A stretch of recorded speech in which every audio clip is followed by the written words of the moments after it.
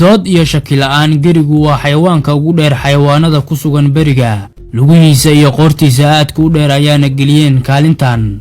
marka la eegana boqortooyada xayawaanada wuxuu ka mid yahay qoyska Giraffidae, waxaana xusid mudan inuu yahay xayawaan Afrikaan ah. asal ahaan waxaa la sheegaa inuu hal nooc yahay, laakiin sidoo kale waxaa la xusaa inay jiraan 9 noocyo hoosaadyo ah.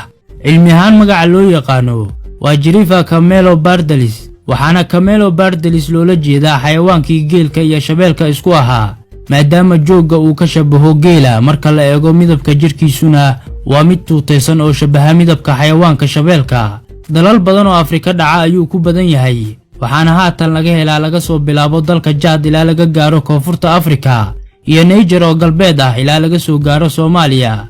wuxuuna gerigu aad ugu badnaa gobolada Jubbooyinka, weliba gobolka Dooxooyinka iyo kaymaha badan ee Jubbada Dhexe.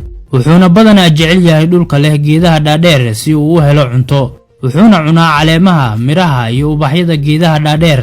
wuxuuna adeegsadaa carabkiisa dheer ee gaaraya 18 ilaa 20 inji. geriga ayaana ah xayawaanka awooda inuu carabkiisa ku nadiifiyo dhagihiisa.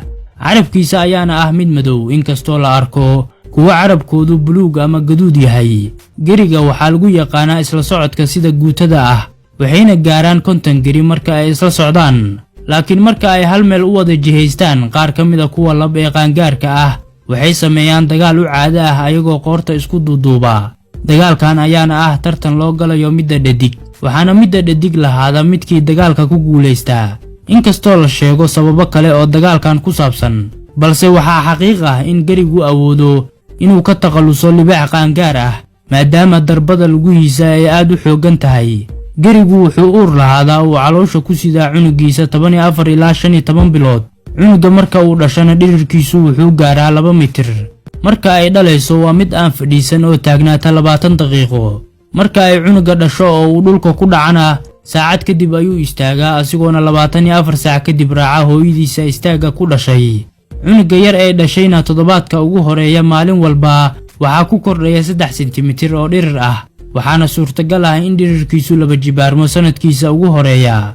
marka aan eegno geriga waxaa inoo muuqanaysa qoortiisa dheer, maadaama ay gaarayso 1.8 mitir, laakiin asigu waa ay ku gaaban tahay, weliba marka uu doonayo inuu afka ku soo qaato waxyaabaha dhulka yaala. tusaale, marka uu rabo inuu cabo biyaha dhulka jiifa, si toosa uma cabi karo, wuxuuna ku qasban yahay inuu kala fogeeyo lugihiisa dhaadheer. wuxuuna ka mid yahay xayawaanada naasleyda la isku yiraahdo, waana mid caba biyo aad u badan, wuxuuna biyo la'aan joogi karaa in ka badan inta uu joogi karo geelka. wuxuuna jari karaa gerigu asigoo aan daalayn badan 10 meel maadaama talaabadiisu dheer tahay. dhanka kale labadiisa lugood ee hore 10% ayay ka dheeryihiin kuwa dambe, taasoo ka dhigtay geriga mid leh qayb hore oo dheer iyo qayb dambe oo gaaban.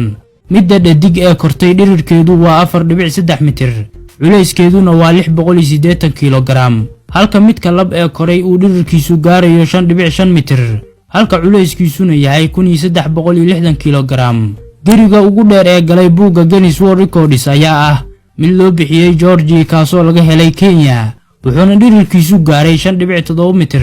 dadka qaar waxay aaminsan yihiin in gerigu seexan, laakiin taasi sax ma ahan. inta uu hurdo gerigu aad ayay u yar tahay, wuxuuna celcelis ahaan maalintii jiiftaa 2 saacadood, halkii marna wuxuu jiiftaa 10 daqiiqo oo qura. cadaadiska dhiiggiisuna waa mid daciif ah.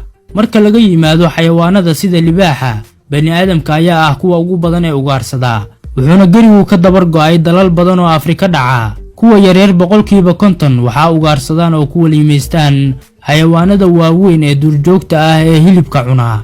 guud ahaanna wuxuu cimrigoodu gaaraa 25 ilaa 30 sano.